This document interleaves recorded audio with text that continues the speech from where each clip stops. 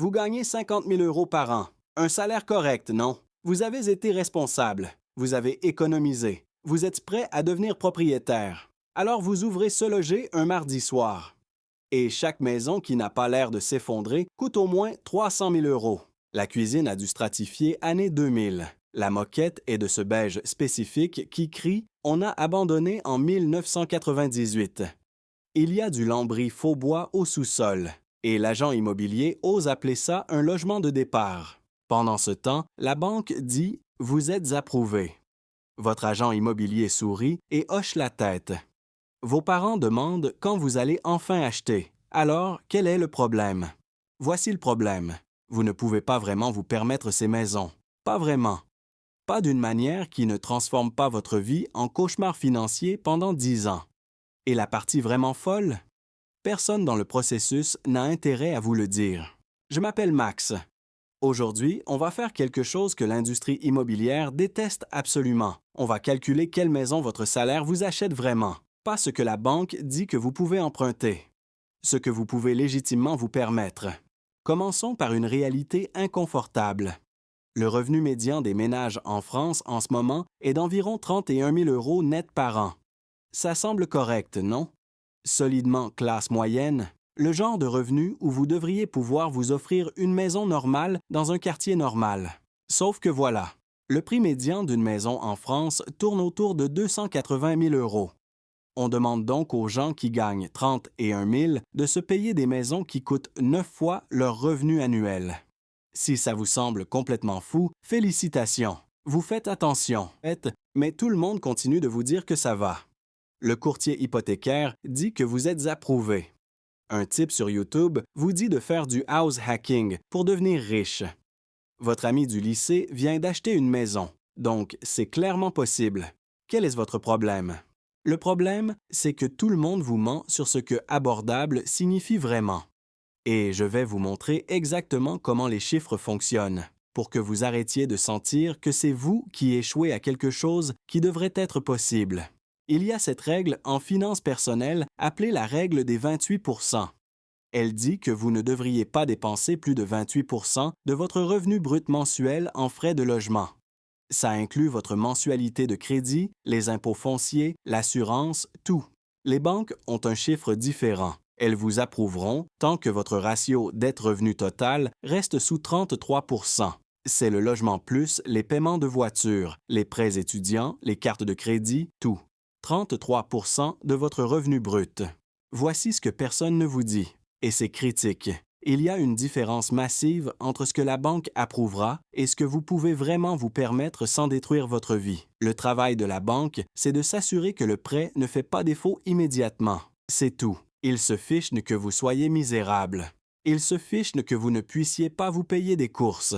Ils se soucient que vous continuiez à faire le paiement minimum chaque mois pendant 25 ans. Ce seuil de 33 %, ce n'est pas une recommandation pour vivre confortablement. C'est le maximum de stress financier qu'ils pensent que vous pouvez gérer avant d'arrêter complètement de payer. Laissez-moi vous montrer à quoi ça ressemble vraiment avec des chiffres réels, parce que c'est là que ça devient brutal. Disons que vous voulez acheter une maison à 300 000 euros. C'est en fait en dessous de la médiane nationale. Donc, on ne parle même pas d'une maison chère ici. Vous économisez un apport de 10 %. Ça fait 30 000 euros. Félicitations.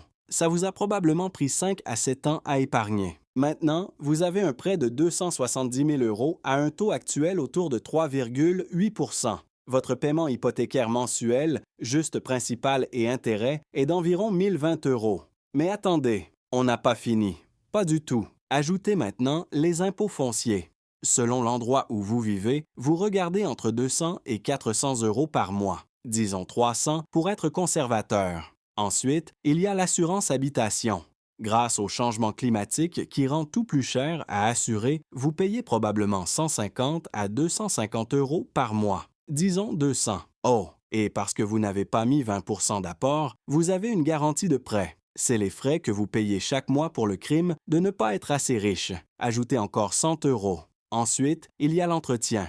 La règle générale est de budgéter 1 % de la valeur de votre maison par an. Sur une maison de 300 000 euros, ça fait 3 000 euros par an, ou environ 250 euros par mois. Et ça suppose que rien de majeur ne casse, ce qui est adorable si vous pensez que c'est comme ça que les maisons fonctionnent. Additionnez tout ça. Votre coût mensuel total de logement est maintenant de 1 970 €. Pas 1020, 1970. C'est ce que posséder cette maison coûte réellement. Maintenant, si on suit la règle des 28 %, quel revenu vous faut-il pour vous permettre confortablement ceci? Vous devez gagner environ 84 000 € par an. La banque, en utilisant son seuil de 33 %, vous approuverait avec un revenu aussi bas que 72 000. Vous voyez le problème? Il y a un écart de 12 000 € entre ce que la banque dit que vous pouvez vous permettre et la catastrophe financière. Et voici la punchline. Seulement environ 15 % des ménages français gagnent 84 000 € ou plus, ce qui signifie que 85 % des ménages français ne peuvent pas confortablement se permettre une maison de 300 000 € selon n'importe quel standard financier raisonnable. Mais c'est en dessous du prix médian. On a donc créé un marché immobilier où la maison française typique est inabordable pour le ménage français typique. Ce n'est pas une opinion, c'est juste les maths qui sont cruelles.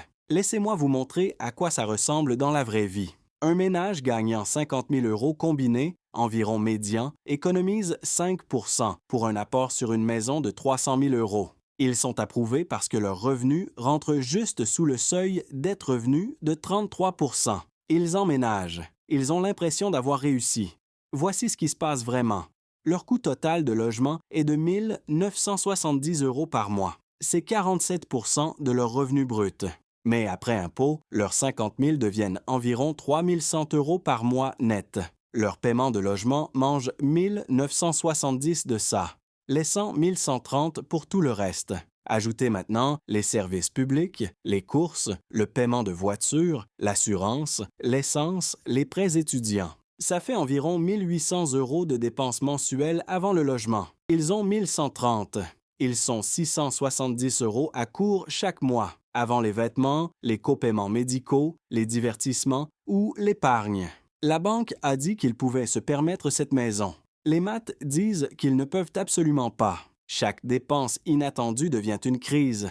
La voiture a besoin de freins. Ça fait 700 € sur une carte de crédit. Le chauffage meurt. Ça fait 4 000 € financés. C'est ce qu'être prisonnier de sa maison signifie. Vous possédez techniquement une maison, mais vous ne pouvez pas vous permettre d'y vivre, de l'entretenir ou d'en profiter. Parlons maintenant de ce qui rend une maison confortable. Parce que c'est important. Un ménage gagnant 100 000 € par an achète cette même maison de 300 000, mais ils mettent 20 % d'apport, éliminant la garantie. Les coûts mensuels de logement sont d'environ 1 870 €, ce qui est juste 22 % de leur revenu brut, bien en dessous de la règle des 28 %.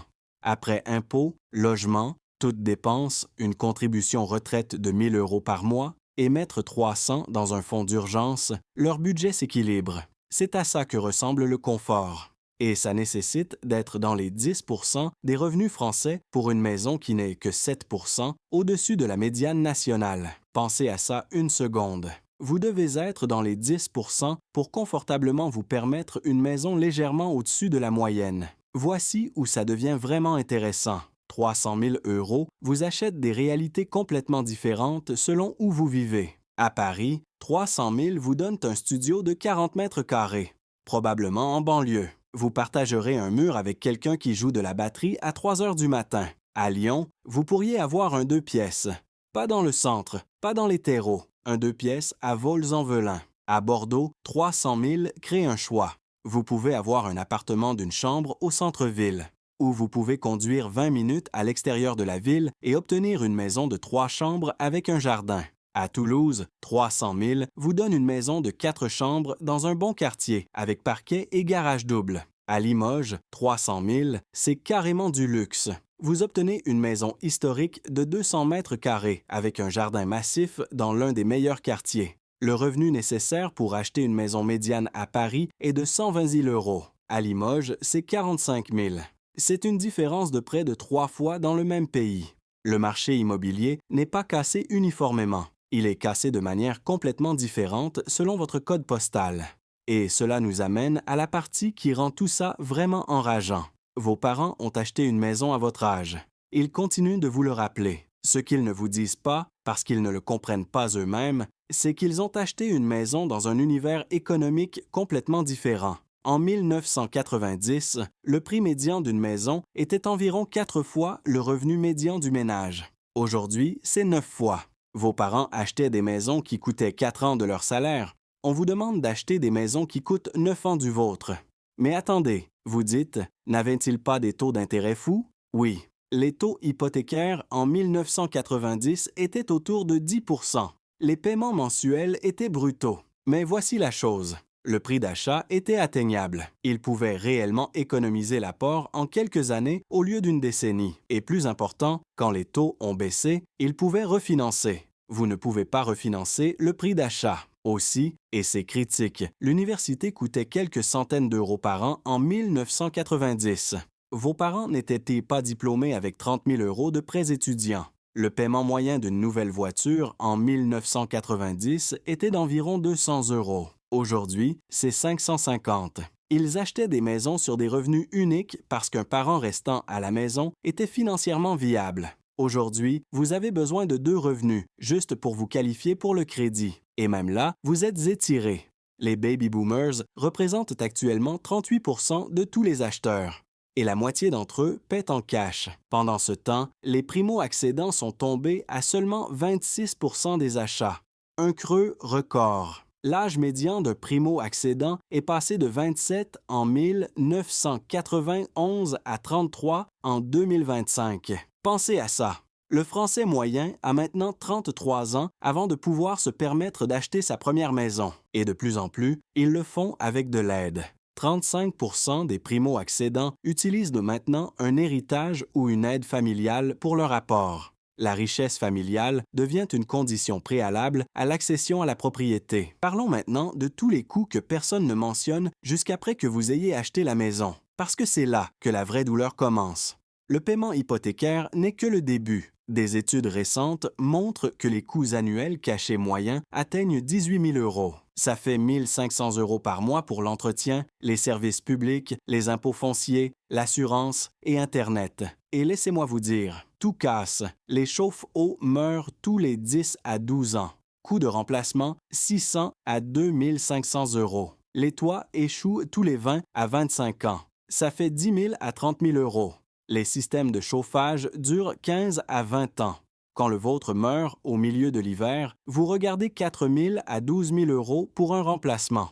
Et ce ne sont pas des dépenses optionnelles. Ce sont des choses qui vont arriver. Ensuite, il y a la surprise amusante de l'assurance habitation, qui est devenue sa propre crise financière. Les primes d'assurance ont augmenté de 40 % au niveau national depuis 2020.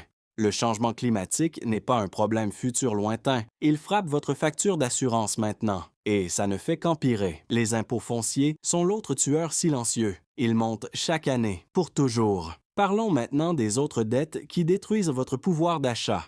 Parce que c'est là que la plupart des gens sont pris au dépourvu. Le paiement moyen de prêt étudiant est entre 150 et 400 € par mois. Le paiement moyen de voiture est 450 €.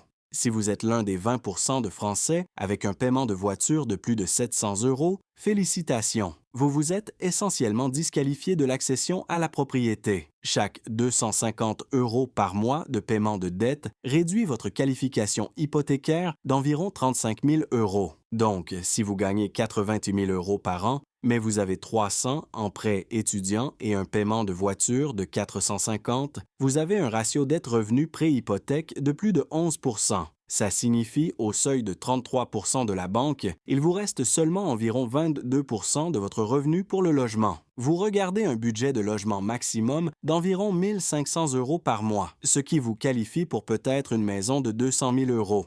Et rappelez-vous, c'est en utilisant le chiffre de la banque, pas le chiffre confortable. Parlons d'économiser réellement l'apport, parce que c'est là que les rêves de la plupart des gens meurent tranquillement. Un apport de 20 % sur une maison de 280 000 €, c'est 56 000 €. Le ménage médian économise environ 5 % de son revenu brut, ce qui est environ 1 500 € par an. À ce rythme, économiser 56 000 € prend 37 ans. Même si vous économisez agressivement 800 € par mois, c'est encore 7 ans. Pendant ce temps, les prix de l'immobilier augmentent de 3 à 5 % par an. Donc, la cible continue de bouger. Vous essayez d'attraper un bus qui accélère loin de vous. Alors, que va-t-il vraiment se passer sur le marché immobilier? Va-t-il y avoir un crash qui rend tout abordable à nouveau? Non, désolé, ça n'arrivera pas. 81% des détenteurs de crédits existants ont des taux en dessous de 2%. Ces gens ne vendent pas. Ils sont verrouillés. S'ils vendent, ils doivent acheter une autre maison au prix actuel avec un crédit à 3,8%. Donc il reste. Cela signifie que l'inventaire reste bas. Et un inventaire bas maintient les prix élevés. C'est une boucle de rétroaction. Et il n'y a pas de moyen évident de la casser. Où est-ce que ça vous laisse? Laissez-moi être direct, parce que quelqu'un doit vous dire ça. Si vous gagnez moins de 70 000 euros par an et que vous regardez une maison de 300 000, vous devez arrêter. Juste arrêter. Vous êtes sur le point de prendre une décision qui dominera votre vie pendant la prochaine décennie. Et pas dans le bon sens. Je me fiche de ce que le courtier hypothécaire dit. Je me fiche que votre agent immobilier continue de vous dire que c'est normal. Les maths sont les maths. Et les maths disent que vous ne pouvez pas vous permettre cette maison. Vous avez des options. Mais aucune d'entre elles n'implique d'acheter une maison que vous ne pouvez pas vous permettre. Option 1. Vous déménagez. Je sais que personne ne veut entendre ça. Mais si vous gagnez 60 000 euros par an et essayez d'acheter à Paris, vous combattez une bataille que vous ne pouvez pas gagner. Ces mêmes 60 000 à Limoges, Clermont-Ferrand ou Poitiers vous achètent une vie très confortable et une maison que vous pouvez réellement vous permettre. Option 2. Vous achetez beaucoup moins de maisons que vous pensez en avoir besoin. Option 3. Vous attendez, vous continuez de louer, vous économisez agressivement et vous attendez que votre revenu augmente ou que le marché change en votre faveur. Ça peut prendre des années. C'est OK. Il n'y a pas de prix pour acheter une maison que vous ne pouvez pas vous permettre. Votre salaire vous achète beaucoup moins de maisons que vous ne le pensez. Et comprendre ça pourrait être la leçon financière la plus précieuse que vous apprenez. Si cette vidéo vous a aidé, abonnez-vous. À la prochaine!